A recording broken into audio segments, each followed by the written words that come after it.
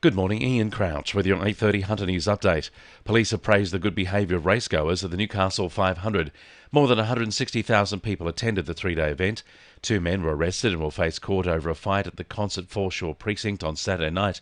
A third man, an acquaintance of the pair, will face court next month for possessing a knife in a public place after a knife was allegedly found hidden in his clothing. While vendors inside the race precinct did a roaring trade, many shopkeepers and cafes on the fringe of the race area say they experienced a massive drop-off in trade. The New South Wales Nationals have disendorsed their candidate for Cessnock over unacceptable historical social media comments. Party Secretary Joe Lundy says he asked Ash Barnum to resign over the Twitter comments. It's emerged the apparently sexist and racist comments came to light via an app which uncovers deleted tweets. Ash Barnum has been removed from the Nationals' online and social media pages, although his name will still appear on ballot papers as they were printed prior to the discovery. A motorcyclist has been fined almost $4,000 for doing a wheelie in front of a police car at Wickham. Police say the 31-year-old man accelerated to more than 100 kilometres per hour on Hannell Street at about 5 yesterday afternoon, did a wheelie and was then pulled over by an unmarked police car. The P-plater was fined just under $4,000 and lost 18 demerit points for exceeding the speed limit, negligent driving, not displaying P-plates and riding a more powerful motorcycle than he's allowed. Domestic violence intervention organisation No to Violence brought its tour of New South Wales to the Hunter last week in the run-up to the state election. Recent figures from the Australian Bureau of Statistics highlight increases in domestic violence reports, including a jump of 26% in Maitland.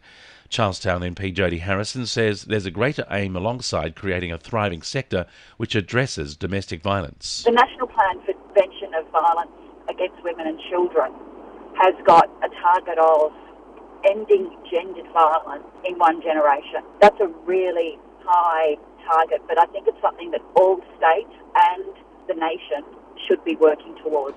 Swansea MP Yasmin Catley says Labor will ensure the emergency dredging of the Swansea Channel is undertaken as a matter of urgency if the party wins government on March 25.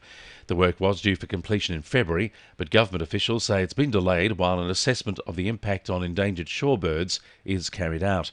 Yasmin Catley says Labor will also support the current business case being prepared for a 10-year dredging program for the channel. Hunter residents are being encouraged to continue taking prescriptions for cholesterol-lowering medication as a new study highlights cause for concern. The US-based study found 1 in 5 patients are refusing statins prescriptions despite being at high risk of developing heart disease. Heart Foundation's Healthcare Programs Manager Natalie Raful says the study has provided a clear direction moving forward. Eating a heart-healthy diet, rich in vegetables and whole grains and low in saturated fats, being more physically active, getting as active as you can throughout the week, as well as quitting smoking, limiting your alcohol intake, and overall just trying to reduce and take care of your stress levels because we know that can impact your risk of developing heart disease. 2NURFM Sport.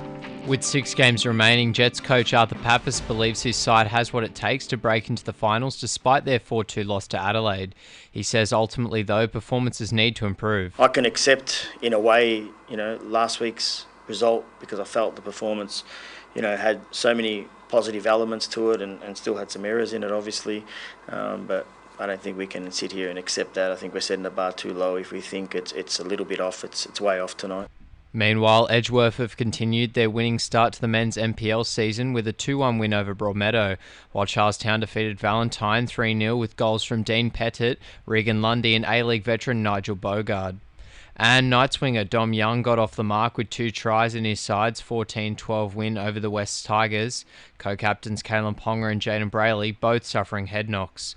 That's sport. I'm Jordan Regnis. And the winning numbers in Weekend Lotto are 1, 4, 9, 10, 29 and 42, and the supplementaries are 7 and 17. And now you're up to date with the latest 2NURFM Hunter News.